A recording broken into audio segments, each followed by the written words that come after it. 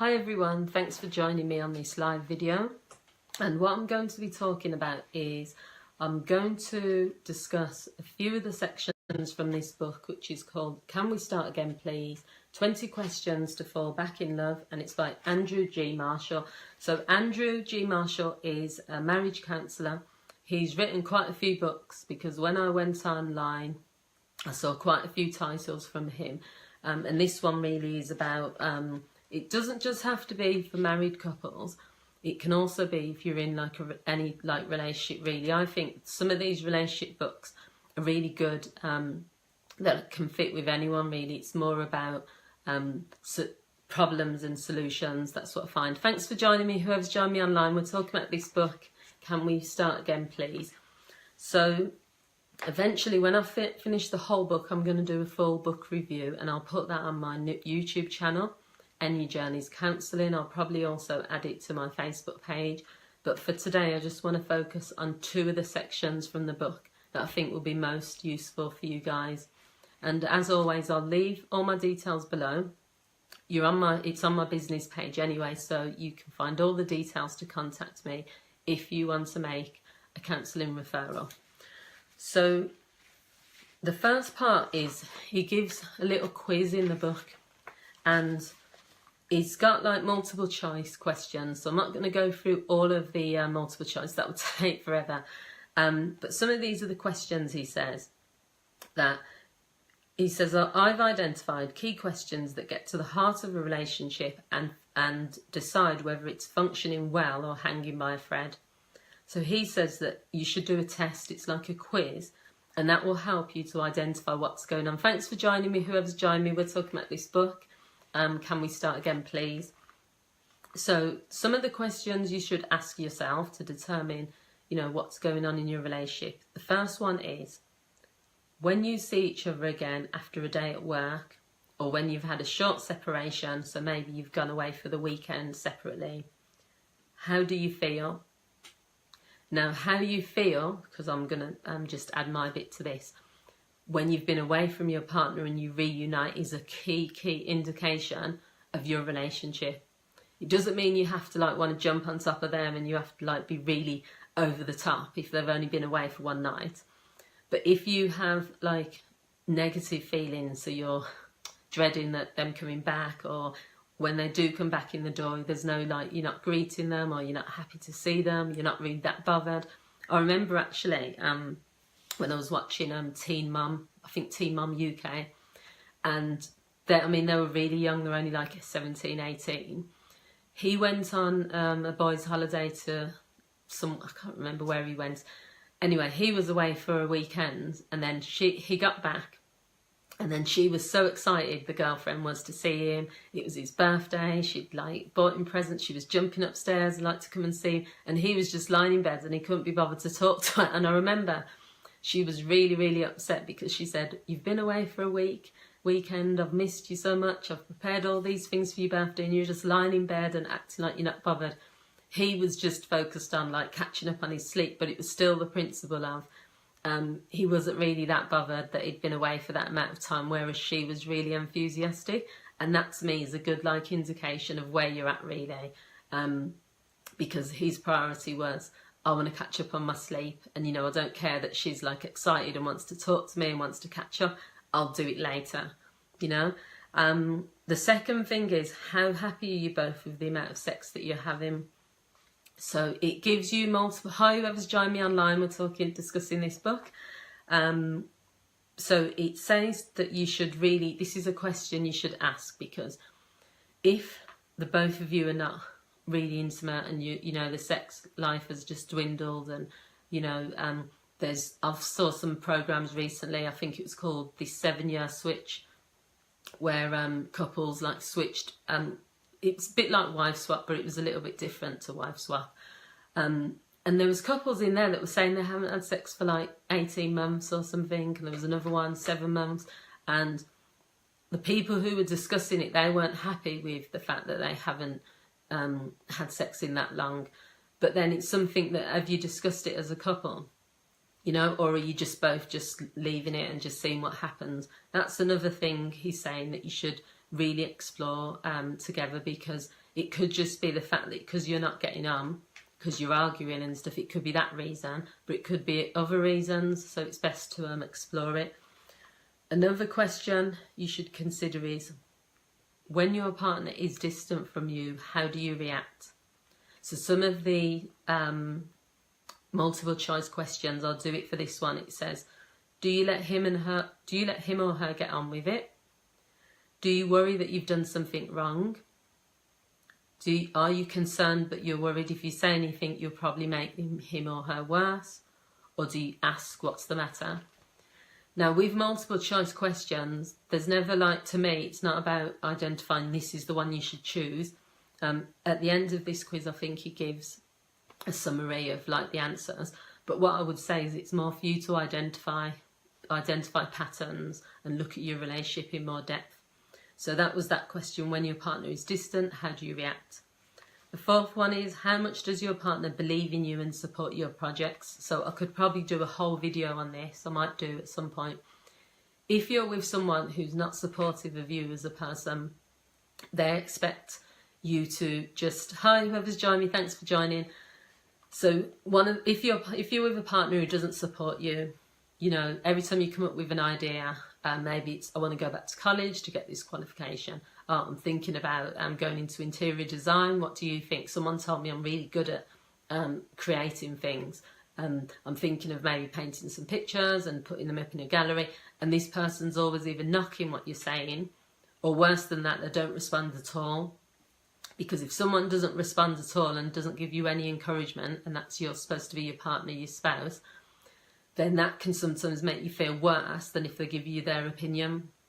Not that you want to hear the bad stuff, but you don't want to hear like nothing, because that is your partner basically saying that, do what you want, you know, I'm not going to comment on it, it's up to you, sort of thing.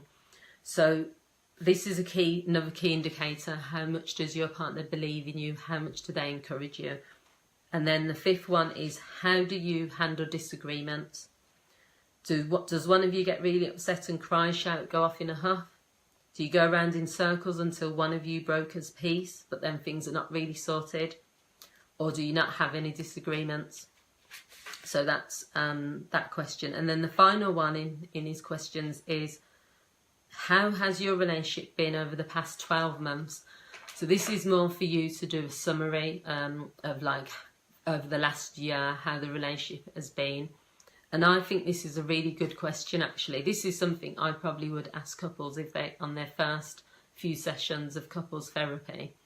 How have things been? I probably wouldn't say over the last 12 months. I might say, how have things been for you over the last week? How have things been over the last month? Knowing what the patterns are, and also identifying if there's other things going on in your life. So there could be changes in circumstances, like, you know, a child might have been born, or one person might have lost their job or got another job, or there's so many things that can affect and impact on relationships. So looking over the last 12 months means you can have a good indication whether there's been ups, downs, whether there's been good, bad. And it also can put things in perspective, because sometimes you can think things have been really bad, but maybe you're just focusing on one particular week or one particular few months. Whereas if you look over the 12 months, you could find out then that it's actually paced out quite well. There's been some positives there. Thanks for joining me, whoever's joining me. So the second part of this book, so I'm not going to go on too much because I've just spent ages on the questions bit. We're looking at this book. Can we start again, please, whoever's joined? So I'm just going to go over these quick 5 bad habits that could be sabotaging your love. And I'm not going to explore these. I'm just going to give you the titles. At some point when I've read the book, as I've said, I'm going to do a full book review. But for now, it was just talking about these sections. So these are 5 bad habits that could be sabotaging your relationship. Number 1 is having to be right all the time. Number 2 is zoning out. And that could be either staring, it says it could be staying glued to the TV or your phone while your partner is talking. Or it could be saying things like, I'm not really that interested, or, you know, just not having time, not being focused. when you're zoned out, when people are talking to you, when it's like your partner, then I think it can make the other person feel quite bad. The third thing that could be sabotaging is tiptoeing around your partner. So you're so determined to keep the peace that if your husband or wife gets huffy when you want to go out with your friends, and rather than challenging it, you just turn the invitation down. So it could be sabotaging your relationship because you're going to build up a resentment. This is my words, not what's his name, Andrew's words. You're going to resent, you're going to have that resentment, because if you keep giving in to your partner and it's not really what you want to do deep down, what you're basically doing is you're trying to keep the peace, but what you're doing is you're actually impacting on yourself. So eventually that's going to build into resentment. You're going to be angry with your partner. You're going to blame them when it's not actually their fault, it's your fault because you've decided to give in to things. And another thing is putting the children first. And I know there's probably lots of people watching this that, you know, you've probably got into a relationship. Once you start having like lots of children, the children have to come first to a certain degree because children can't be left to fend for themselves. But I think what he's talking about is you still need to find time for just the two of you as a couple. I think this is one of the other things that, apart from texting, which I'm going to do a video on, which kills relationships, not putting time for just the two of you, and like putting the kids first or putting other things first, putting work first. That's another thing that can kill a relationship, because a relationship has to be nurtured. So if you're spending too much time at the office, or you're spending too much time where the focus is just purely on the kids, which you need to do all the tasks and things when it comes to kids. You have to make sure they feel loved and nurtured as well, obviously. But if you don't have those date nights, or you don't, you know, have the intimacy or the romance, then basically the relationship is going to die while the children like thrive in that relationship. So it's about equal, getting that balance. And the fifth bad habit is keeping score. So it says, if you think you're in a fairly happy marriage, you're unlikely to own up to this. He said, for men, he says, in my experience, everyone has a secret scorecard in their head. For men, it sounds something like this. I earn the majority of the money that pays for everything. I do way more housework than my father did, and I'm a really involved dad. So basically what he's trying to say there is that keeping score is when you like continuously start pleading and talking about all the brilliant things you're doing, and you almost want the pat on the back. But how I took it as well, keeping score in another way, is when you've had an argument about something, and it could be weeks or months ago, not letting that go and kind of holding that against the other person, you know, and saying, well, you remember when you did this? I forgave you for it, so, you know, you should be grateful, or stuff like that. Keeping score in any way is not healthy for a relationship. You need to let things go. If you're holding grudges, then they're going to impact on the relationship at some point. The only way you're going to be able to move forward successfully as a couple, really, is if you either work through what the issue is, or you accept that, you know, you're going to agree to disagree and you're just going to let it go. So I hope you found this video useful. This book has got so many good points in it, which is why I only decided to focus on those two areas today. Once I've read the book, thanks for joining me, whoever's joined me. Once I've finished reading this book fully, then I'll do a full book review. But I would suggest anyone that's in a relationship, and if you're married, you don't have to be married, but in a long-term relationship, then this is a really good book for you to maybe consider getting. So thanks for watching, everyone. And as I've said, you can leave me a message at any time on my Facebook page for a referral, inquiry. You might have a question you want to ask. You might have a video that you would like me to do. And you can also go to my YouTube channel, which is NU Journeys Counselling. Thanks for watching, and have a brilliant weekend. Not weekend, a brilliant afternoon. Bye.